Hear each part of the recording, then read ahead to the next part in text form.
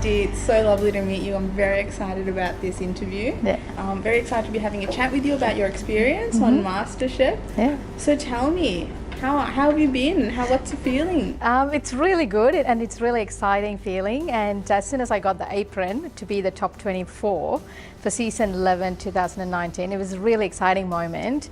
And at the same time, the way I've got the apron was like really amazing because it was a blind tasting and Matt Preston had to give the apron straight away. So I really enjoyed that moment. So yeah. Do you still have the stain that he left on that apron? No, unfortunately, it's washed. Bit of curry?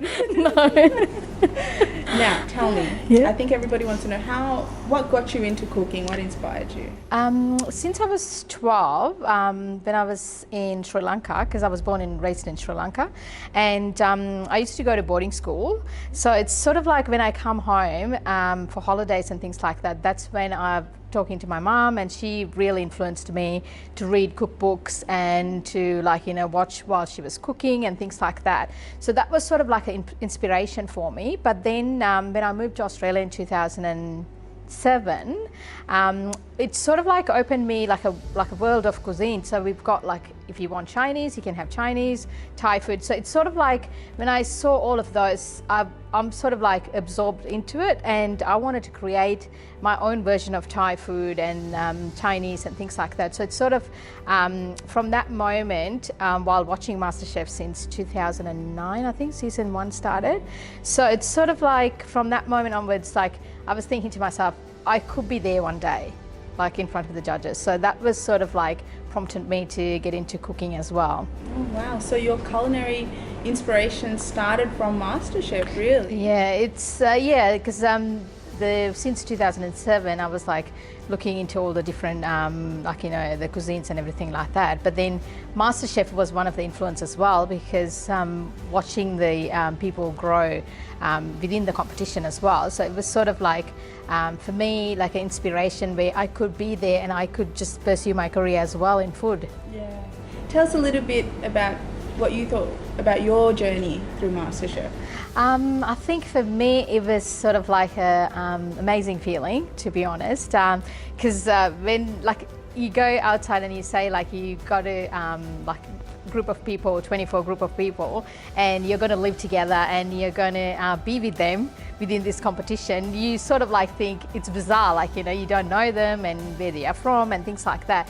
But then when you started to living together like that, I think you grow as a person, and also you learn from them as well, because they're different nationalities and they got their different way of cooking and different techniques, and they use different tips if something goes wrong and things like that. So it's sort of an amazing feeling for me to have within that shorter time to get to know different cultures as well as their food as well.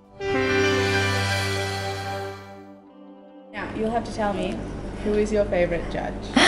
I think I'm going to say all 3 of them, but I think I will go with Gary. Yeah, definitely. I really like him. He called your dish of the day. He loved it. He loved the paraku and the Yeah. It looked really good. Yeah, thank you. Now, tell me, what makes your Amma's chicken curry better than anybody else's Amma's chicken curry? I think sort of I've just slightly changed the way she does it, but I think it's sort of the authentic, the way she does it, roasting the spices. So you're just pretty much doing it from the scratch rather than you're using the curry powders and the chili powder. You just have to make your own curry powder in terms of making the cooking. And also I think when you make something, you just put really effort into it, and I think that's what it makes the difference. And also sort of the way she does it is really authentic way, so I learned from her, so I slightly changed the way I want it. But I think that's what it makes the difference, and a little bit of love as well for the food. Yeah, absolutely. Talking about food, Sri Lankan food, I know it's probably the best. Yeah. But how would you promote that to the world? What's your I think I just want to keep that authenticity of the Sri Lankan food, but for me it's the way you present it that plays a big part, because when we eat at home back in Sri Lanka, you just have the rice and then all the curries presented in the same plate. But then when you just present that to the whole world, I think you need to refine it a bit. You have the authenticity, but then you just have to refine it and then present it in a way that people go, oh wow, I want to eat that, sort of thing. Yeah. Who are your culinary inspirations aside from your... In Australia or? Oh, anywhere. Anyway, okay.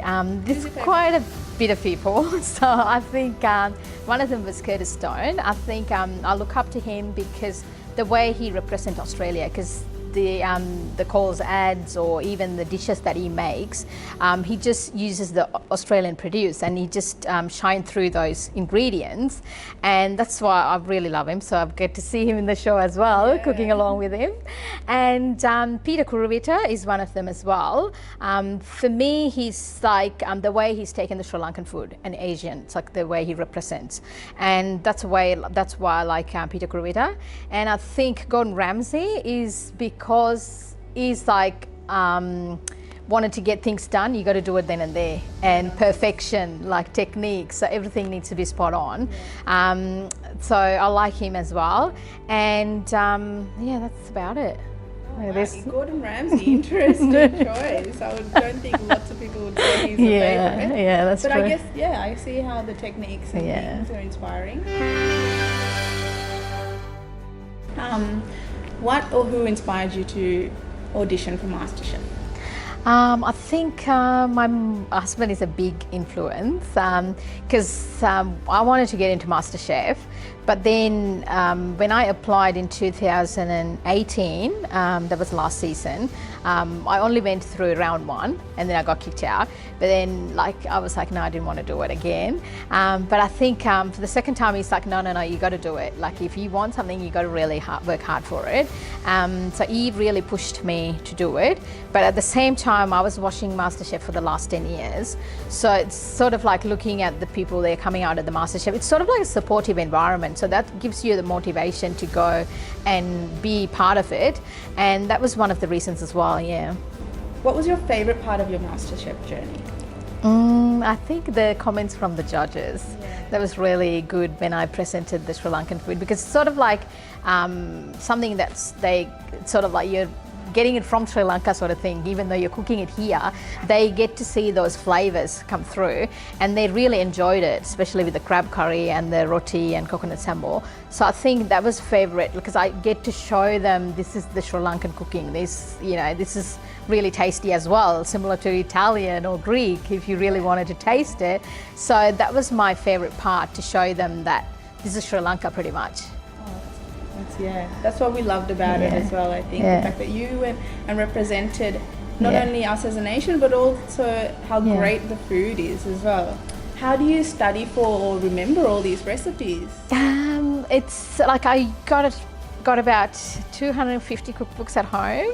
So I read quite a lot. At the same time, I just read it and then I do the recipe, and then I just change it the way I like it, just adding a little bit of different spices and tasting it. So that was one of the things that I really loved about cooking, is like you can just read a recipe, but then you can replicate it the way you want it and then experiment it.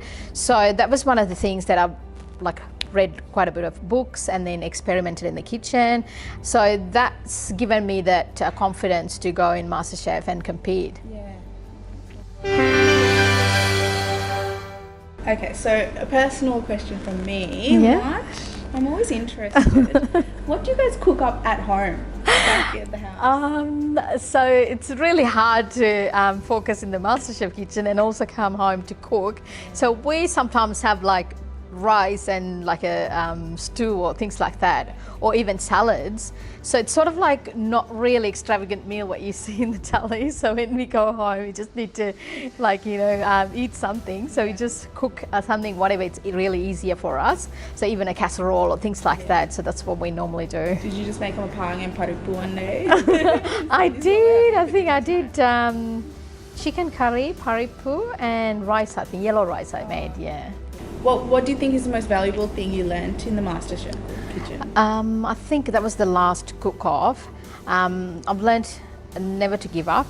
Even if you're in a really difficult time, you still have to push forward, and I think you can still get there.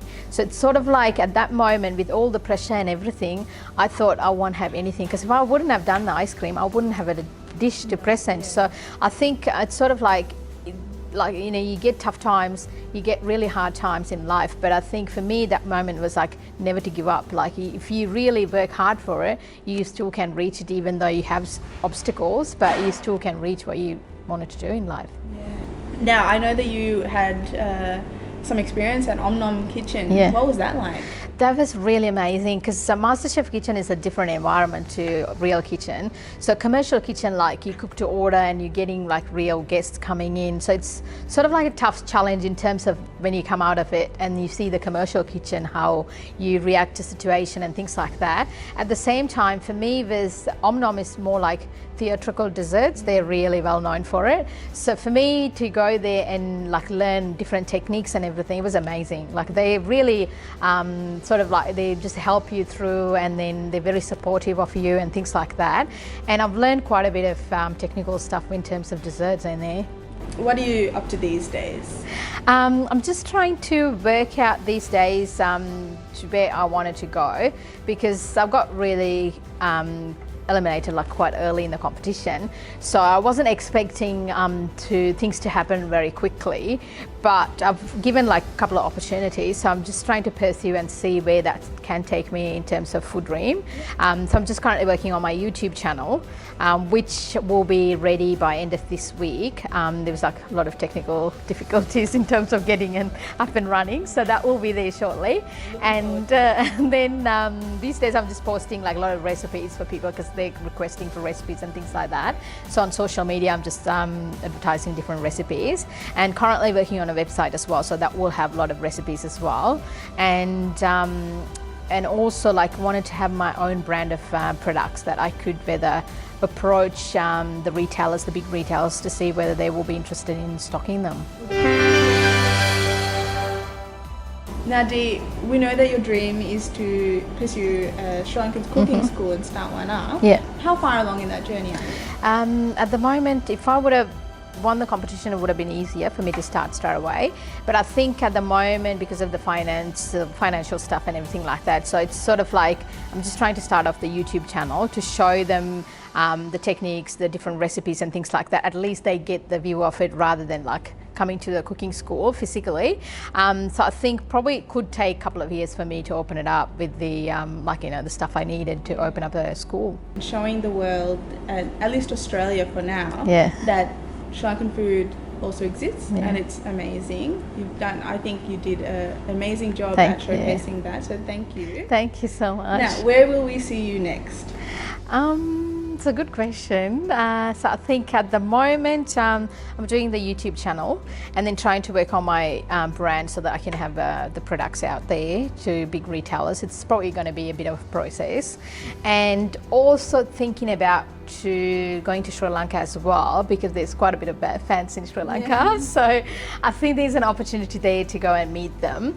It's just a matter of working out due to the situation in Sri Lanka when I can get to go, but I think the show will go to air in Sri Lanka next year. So hopefully if I get to go and have like a cooking show or promo or something like that with a group of hotels or things like that, so that it's in one of the things that I wanted to do, but at the moment due to the situation it's a bit tricky to work out that. Thank you so much, Dee, for joining us here at Aus New Sri Lanka Success Story. Thank you. Wishing you all the very best. I hope every dream comes to fruition. Thank you all for joining us again, and we hope to see you next time. Thank you.